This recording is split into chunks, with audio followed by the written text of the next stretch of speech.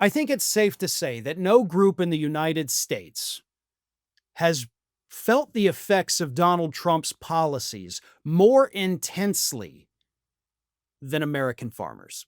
And I know that's a bold statement, right? We've got them going around right now beating the tar out of people in DC with Donald Trump's Gestapo. We have American citizens being rounded up and put in concentration camps. But hear me out when I say that nobody has been more affected by all of Trump's policies than American farmers. And here's why.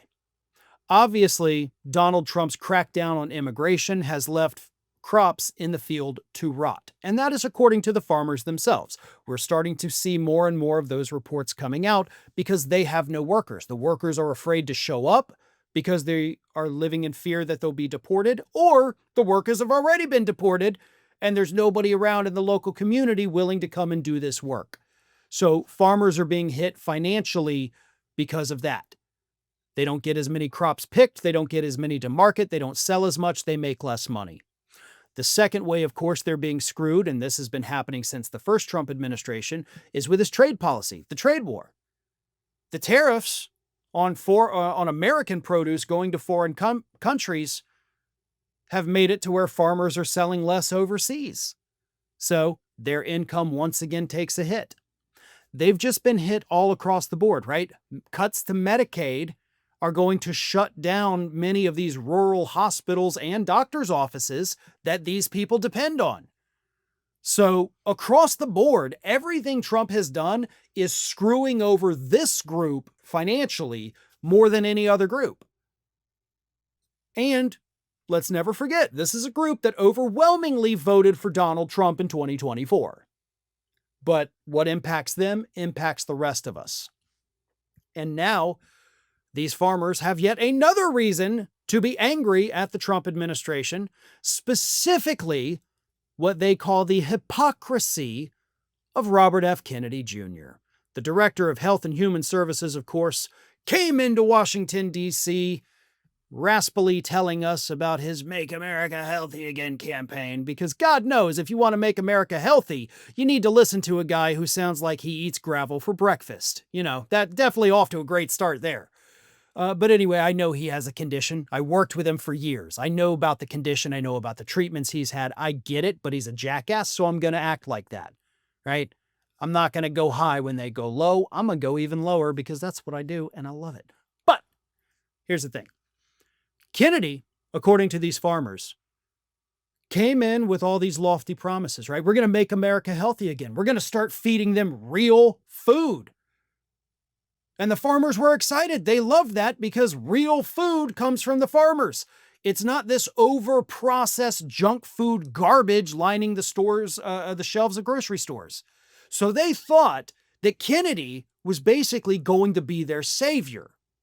And instead, what they've gotten is less than they were getting before the Make America Healthy Again plan came to Washington, D.C. Because back in March, this administration cut a COVID-era program that spent $1 billion in federal money, in our tax dollars, $1 billion, to buy food from small local farmers. Not the factory farms with the animals stuffed into the pens, not the big conglomerate farms, small local farmers. $1 billion across the country. And the food the government purchased went to food banks and schools. We were giving the neediest among us this healthy start. Good, real food produced down the street. It's fresh, it's organic, it's real. That's what we were doing. But in March, this administration killed the program and immediately stopped the payments to farmers. So these farmers at the time, and I sat here and talked about it, were furious. They talked about the fact that we have to lay people off. We had just bought land, some of them said, to continue doing this.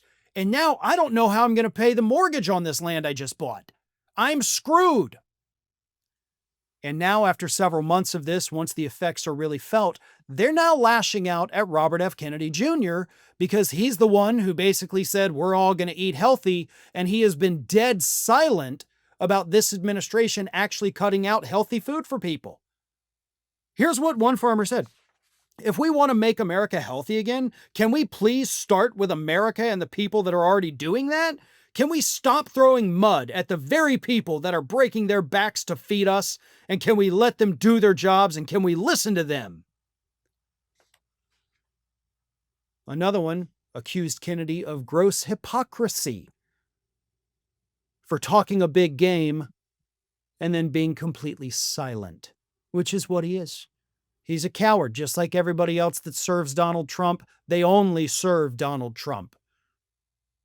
Farmers are getting screwed. And when they get screwed, when they start going under, when the food supply slows down and dwindles, everybody in this country feels the effects of that. Thanks for watching, everyone. You know, we're inching closer and closer to 1 million subscribers, and we're aiming to hit that goal before the year closes. So if you aren't subscribed to the channel, please do so, and don't forget to like, comment, and share.